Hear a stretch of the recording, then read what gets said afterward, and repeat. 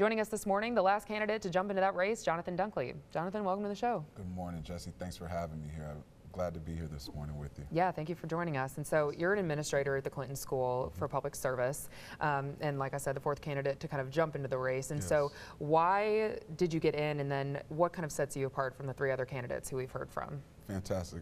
Again, we looked at the candidates, we looked at the field, and we thought that though they were tremendous public servants in their own right, they were missing elements that we know are integral to winning and being viable in November. So first and foremost, we got into the race to win in November and unseat French Hill.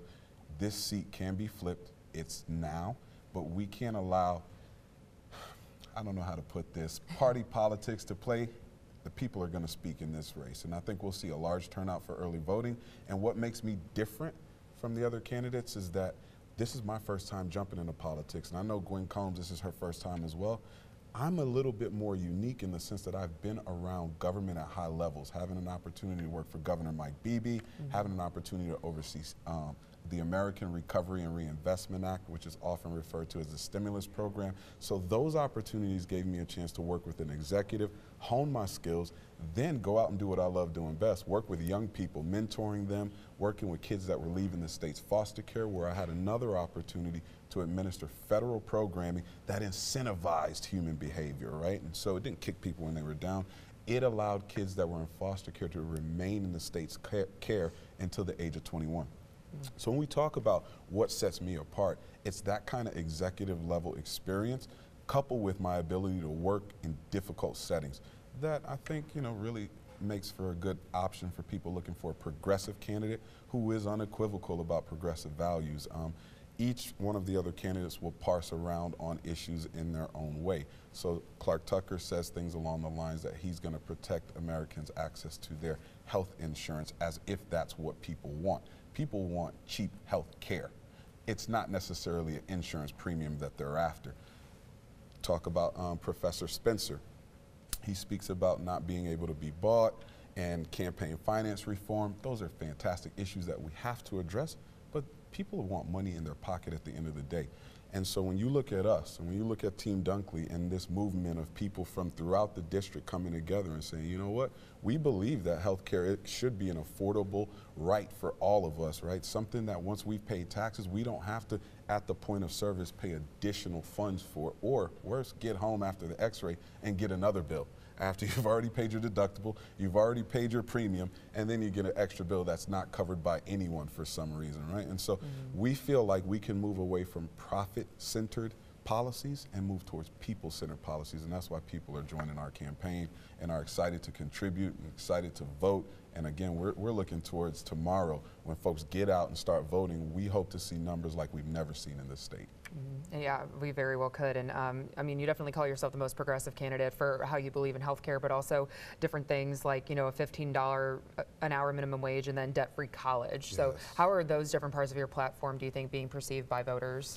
I think people are really open to our concept of debt-free college, and they don't see it as pie in the sky or unattainable. They actually see it as, man, if we elect the right person, they'll go and articulate this message, as I've done here in this field with folks all with different ways of talking about the issues. I think our narrative has been very clear and precise, as well as how we intend to pay for these things, right? And so when we talk about emerging industries and we speak to that, we have opportunities to actually be ahead of the curve here in the southern region as it relates to cannabis. Arkansas, the voters have spoken, so my personal opinion or my personal thoughts, they don't really matter. Adhering to the will of the voters is what's most important when we're talking about elected officials. So the marketplace needs to be created. With that comes jobs. And so we're talking $15 an hour. I said last night at the Willie Hinton Center, a few nights ago on the campaign trail, time's getting kind of caught up with me, right? Happens to me. Yeah, we spoke about $15 is really the starting place. That's $400 a week before taxes. A family of four will still struggle on that kind of economy, all right? In certain parts of the state, for sure. Predominantly here in Little Rock, right, or urban areas, it's going to be difficult. So we have to look for ways to tap into emerging industries, put aside our preconceived notions or feelings, look at science, look at data, and figure out how we as elected officials can promote growth and economic development right here for the people in this district. They're working hard, they're going to school and getting educated. I know that my friends and I who went to Philander Smith College, we sure incurred the student loan debt with this education, right? So it's not that we don't want to contribute to this economy. We have to, as, again, elected officials, make certain that people are in the right positions to take care, to attain these jobs. And I think we have an opportunity with cannabis, solar, and other emerging industries. Even though the district has gone red, do you think that people care about these issues enough to turn it back to blue, or how are you thinking? I know you seem confident. I mean, you're kind of the wrong person to ask. No, I think just when we look at this district, right, Vic Snyder held this seat and was elected numerous times and was well received in this red state. Why? Because I think here in Arkansas, forget about what national pundits tell you, forget about what everyone else is saying. They see people over politics here. So if people can get a sense of who you are, what you're about, and the work you've been involved with, they'll give you a shot. And that's what we're hearing, and that's what we're experiencing out on the campaign trail. When I talk about the work I did in foster care, you don't leave the governor's office and go work in foster care just for something to do. You want challenges and you want to solve the problems, the unique challenges of our time.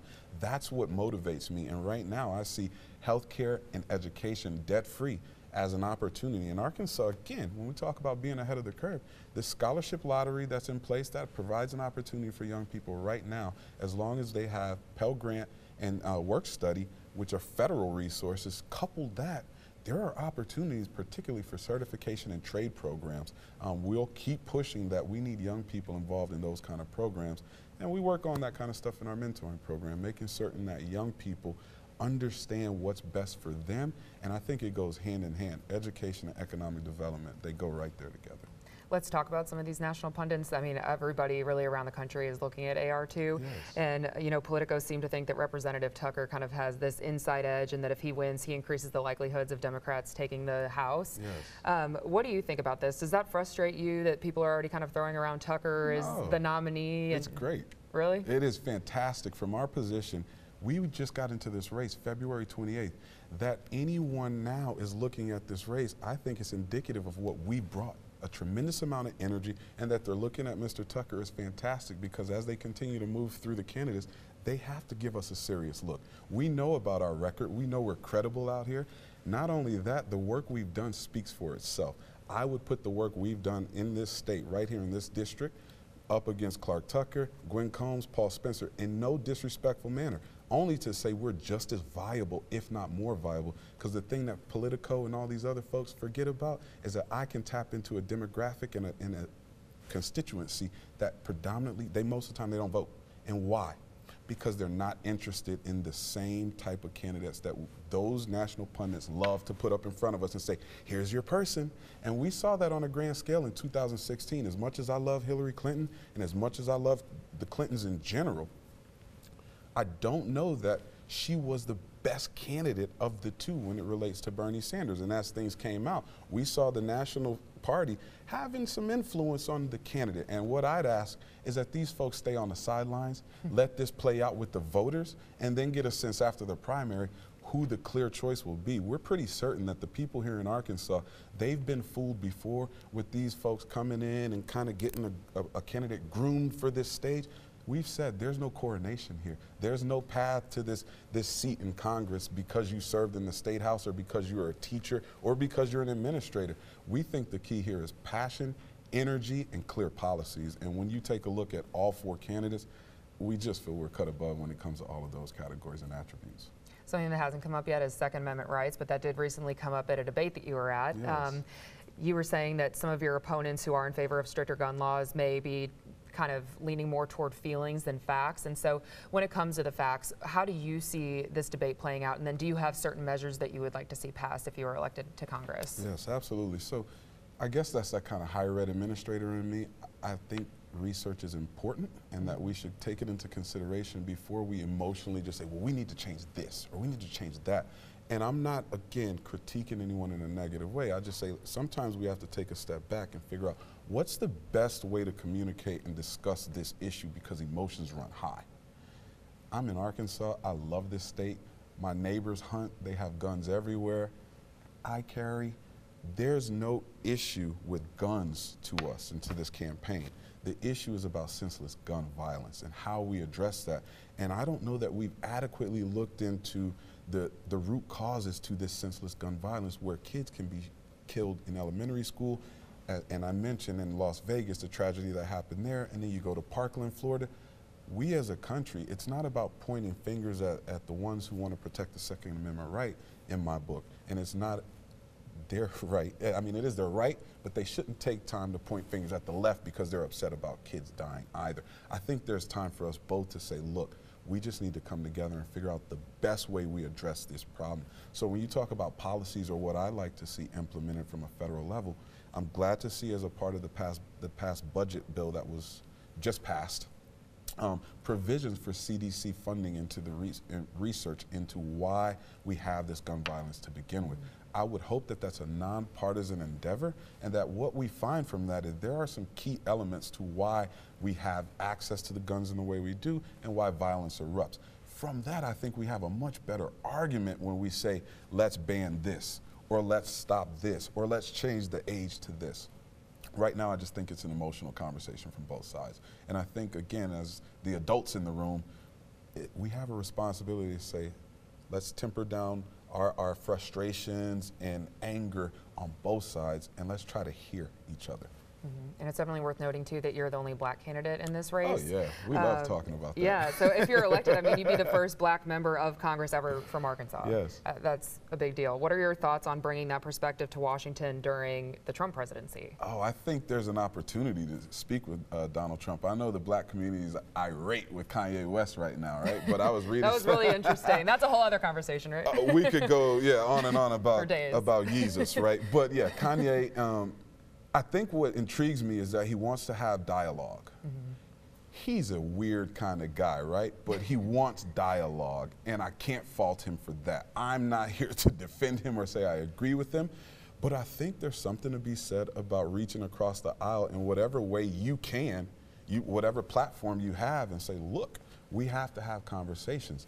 And I, again, do not agree with Kanye, but I'd love to talk with the president one-on-one without the media circus that is Donald Trump at times. It's just a matter of who he is. It's going to bring a lot of attention, the President of the United States. But there are opportunities as the first African American from the state of Arkansas. We can bridge so many divides. My children are mixed race, as some would say, but they're human. They're my babies, right? And exactly. I think we're beyond race. That's a human construct. We know that.